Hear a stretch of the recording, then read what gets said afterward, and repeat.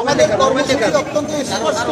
শিক্ষা জাতীয়করণ এবং পূর্ণাঙ্গ উৎসব উন্নতের দাবিতে আমরা অনেক আন্দোলন সংগ্রাম করেছি, কালো পতাকা মিছিল করেছি, স্মারকলিপি দিয়েছি। এরপরও সরকার এবং শিক্ষা মন্ত্রণালয়ের টনক নড়েনি। আজকে আমাদের গায়ের রক্ত দিয়ে মাননীয় প্রধানমন্ত্রীর কাছে এই দাবি পূর্ণাঙ্গ উৎসব উন্নত এবং শিক্ষা জাতীয়করণের যে দাবি, এই দাবির জন্য আমরা রক্ত দিয়ে স্মারকলিপি লিখবো। সেই স্মারকলিপি মাননীয় প্রধানমন্ত্রী এবং অন্যান্য শিক্ষা কর্মকর্তার কাছে 90% শিক্ষা ব্যবস্থা পরিচালনা করে, অথচ এই 90% শিক্ষকরা কর্মচারীরা অবহেলিত, বঞ্চিত, নিগৃহীত।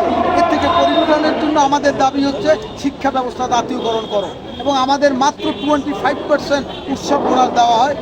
আমাদের দাবি হচ্ছে পূর্ণাঙ্গ উৎসব বোনাস দেওয়ার জন্য। উৎসব কোনোদিন খণ্ডিত হয় না, খণ্ডিত আকারে কেন আমাদেরকে দেওয়া হয়? আমরা অনেক আন্দোলন সংগ্রাম করেছি।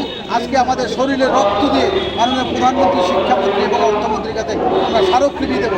তারপরে যদি সরকার এবং শিক্ষা মন্ত্রণালয় আমাদের দাবি মেনে না নেয়, তাহলে আগামী দিনে প্রেস কনফারেন্স করে আমরা বরিশাল বিভাগে আমরা এমন আন্দোলন করবো যাতে সমস্ত বরিশাল বিভাগের সমস্ত শিক্ষা ব্যবস্থা অচল করে দিয়ে আমাদের দাবি আমরা করব।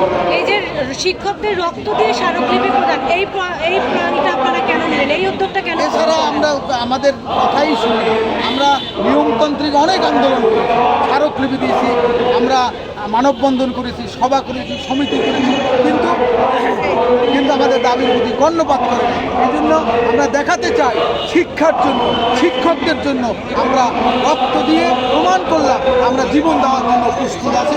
এই সরকার যদি মনে করে থাকে আমাদেরকে বঞ্চিত করে সরকার পরিচালনা করতে পারবে, মোটেই তা পারবে না। আমরা যদি একটি নির্বাচনে অংশগ্রহণ না করি, আমরা presiding officer, assistant presiding officer না হই, এই সরকার নির্বাচন কমিশন নির্বাচন করতে পারবে না।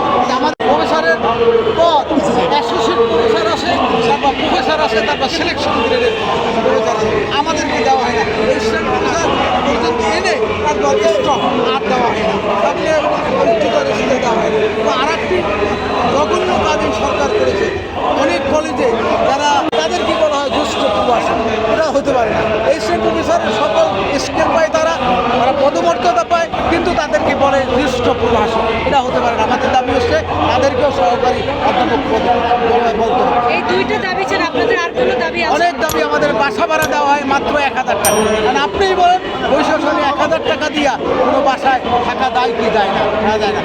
আমরা চাই সরকারি স্কুল কলেজ মাদ্রাসার মতো আমাদেরকেও সেইভাবে বাড়ি ভাড়া দেওয়া হয়। আমাদের চিকিৎসা ভাতা দেওয়া হয় মাত্র 500 টাকা এবং সেইটা দেয় না।